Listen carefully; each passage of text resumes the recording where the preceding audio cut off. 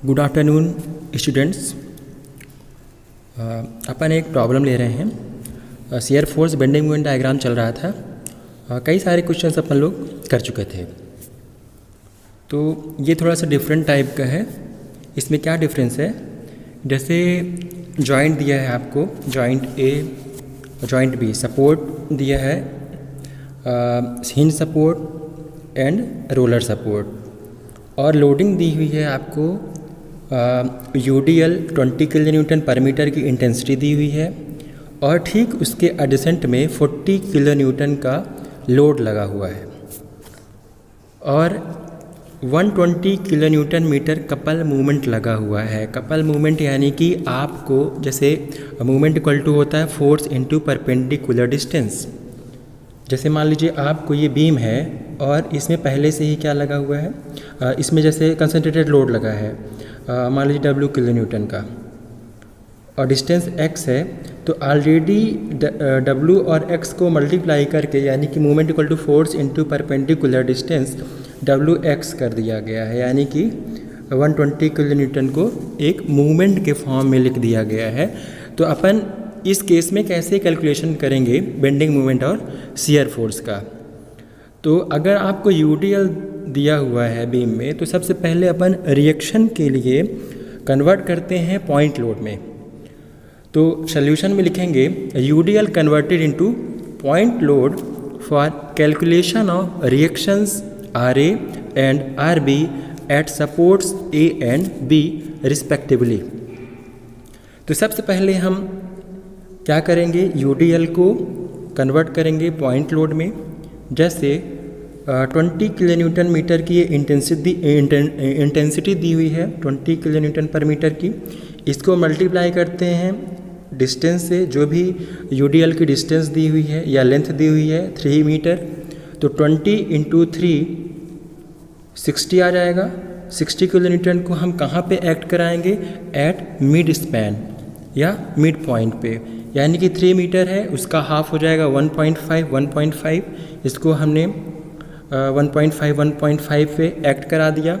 उसके ठीक एडजेसेंट में 40 किलो न्यूटन का लोड एज इट इज़ रहेगा, और भी 120 किलो न्यूटन मीटर का भी जो कपल दिया है उसको भी अपन दिखा देंगे।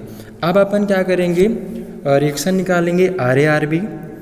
तो सब जानते हैं अपन कि इक्विलिब्रियम कंडीशन होती हैं, 3 इक्विलिब्रियम कंडीशन होती हैं। Summation of all vertical forces equal to 0, summation of all horizontal force equal to 0, and summation of movements at any point equal to 0। तो अब देखिए, सबसे पहले अपन अप्लाई करेंगे summation of all vertical force equal to 0। यहाँ पे अपन summation of all horizontal force equal to 0 equation नहीं लगाएंगे, क्योंकि यहाँ पे कोई सा भी फोर्स हॉरिजॉन्टली एक्ट नहीं कर रहा है। तो वर्टिकल फोर्स अपन ये ऑलरेडी देख चुके हैं।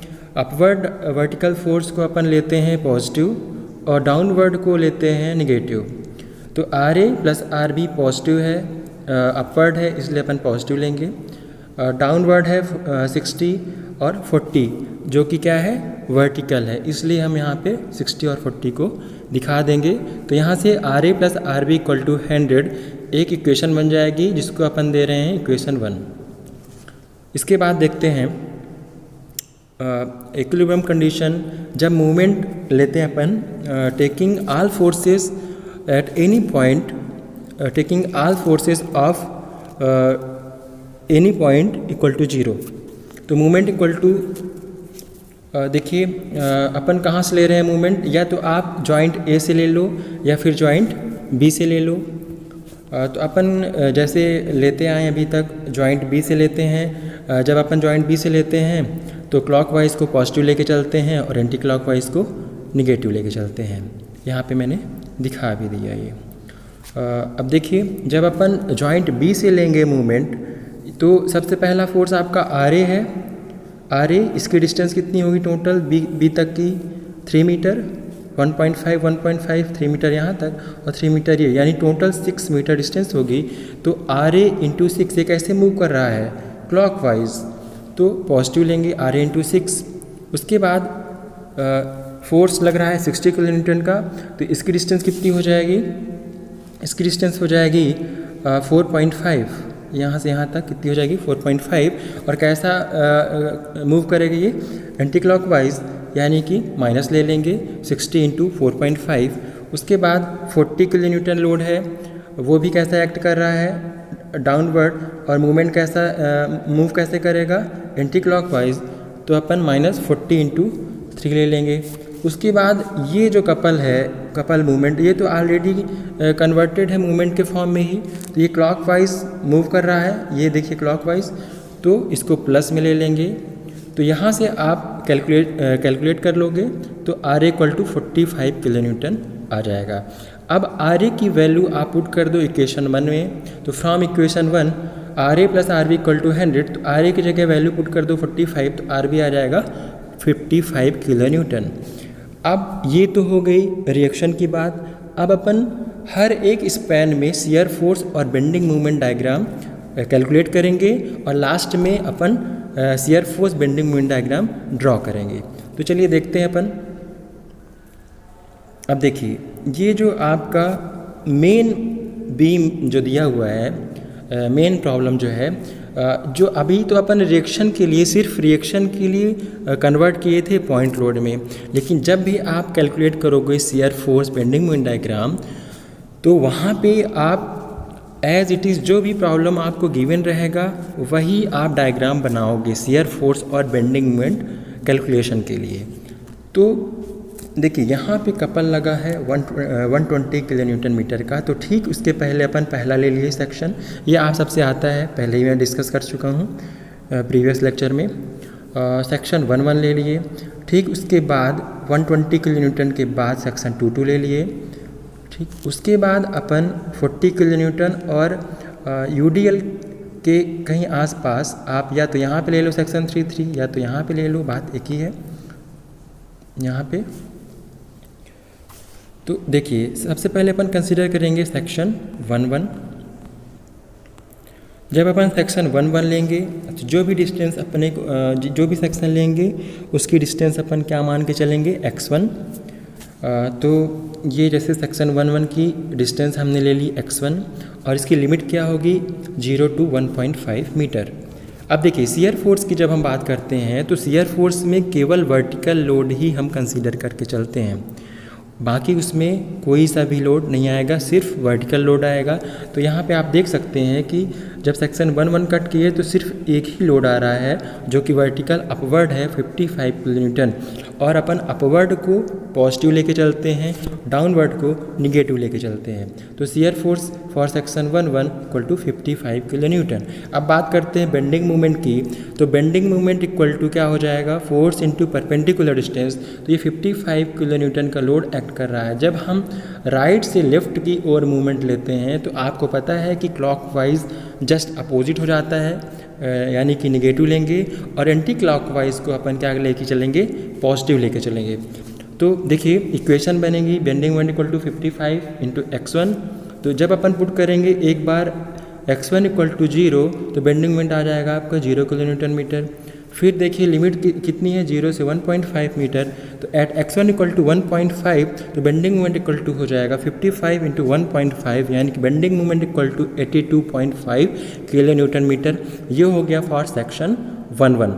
अब अपन देखेंगे सेक्शन 2 के लिए। तो सेक्शन 2 के ठीक राइट साइड जो भी आपको डायग्राम दिख रहा है आप उसको पहले ड्रॉ कर लो। अब देखिए x2 के लिए भी लिमिट कितनी है? 0 to 1.5 ये। अब देखिए शियर फोर्स में अपन क्या कंसिडर करते हैं? Only vertical forces. तो यहाँ पे भी सिर्फ एक वर्टिकल फोर्स एक्ट कर रहा है 55 किलो न्यूटन, जो कि कैसा है? अपवर्ड है, इसलिए अपन इसको क्या लेके चलेंगे? पॉजिटिव। अब इक्वेशन बनाएंगे अपन बेंडिंग मूवमेंट की। तो बेंडिंग मूवमेंट की इक्वेशन जब बनाएंगे तो सारे फोर्सेस अपन लेंगे एट सेक्शन 2। अब देखिए सबसे पहला कौन सा है फोर्स? RB है। तो RB इंटू 1.5 प्लस x2, ये यहाँ से यहाँ तक की डिस्टेंस ले लेंगे, फोर्स इंटू परपेंडिकुलर डिस्टेंस। तो 55 इंटू 1.5 प्लस x2।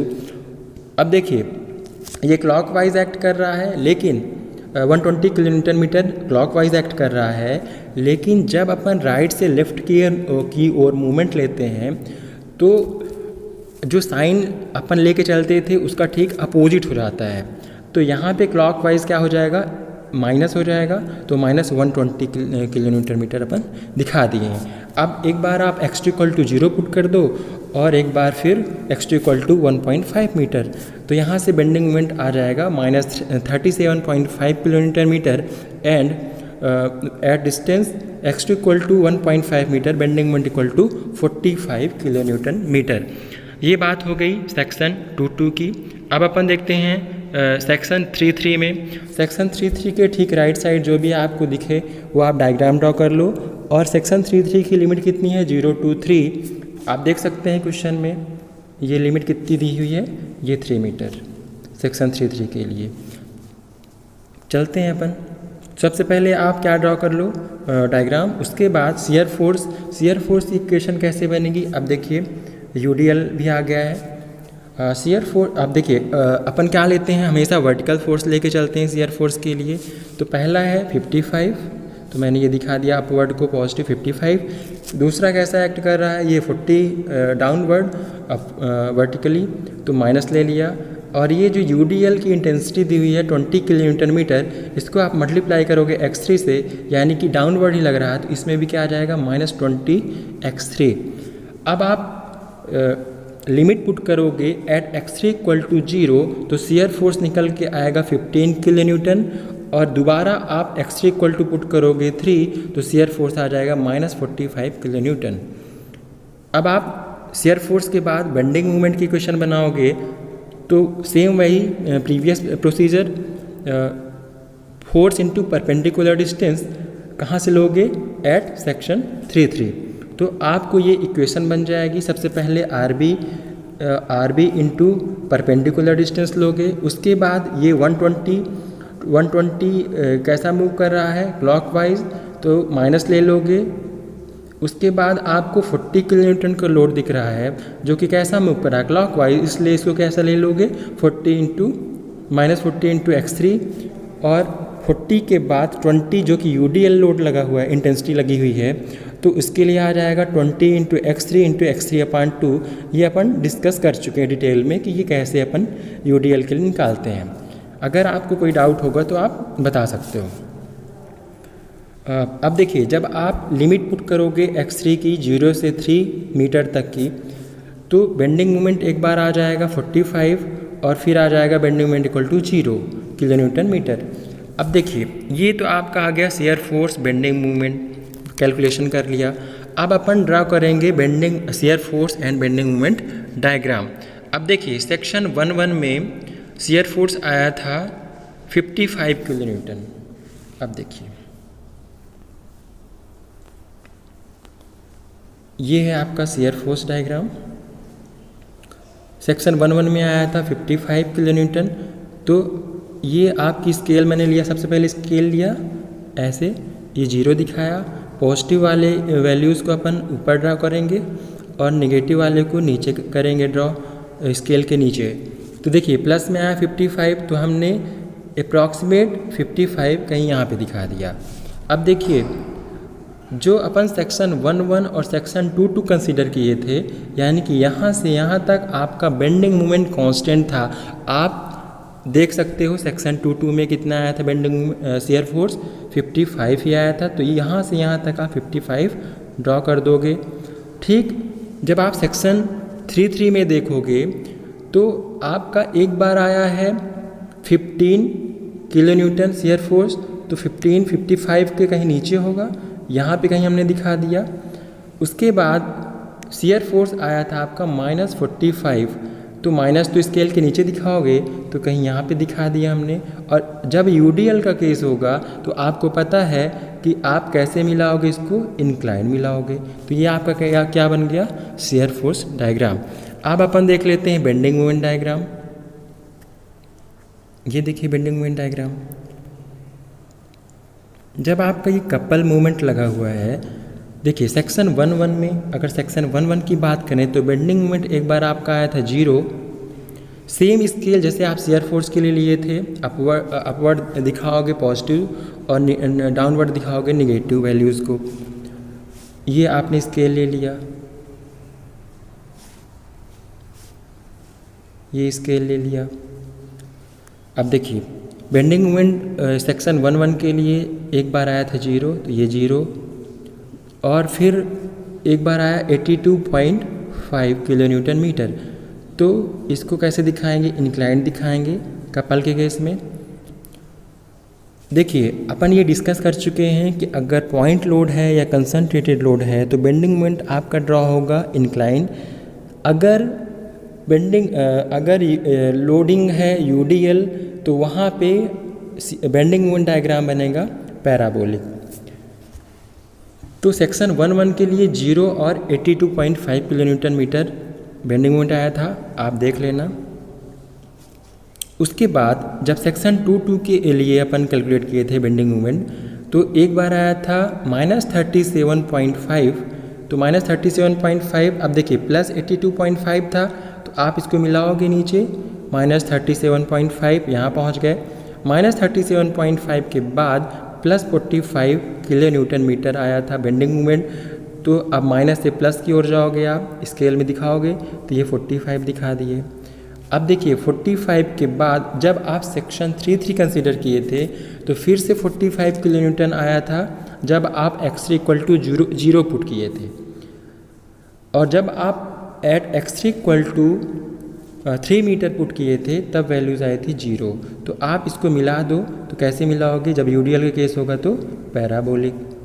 तो अब देखिए यहाँ पे शियर फोर्स 0 है, जहाँ पे शियर फोर्स 0 होता है वहाँ पे मैक्सिमम बेंडिंग मोमेंट आता है। आप इसको यहाँ की वैल्यू भी निकाल सकते हो। ठीक है, अभी अपन इतना ही कर रहे हैं। Thank you so much.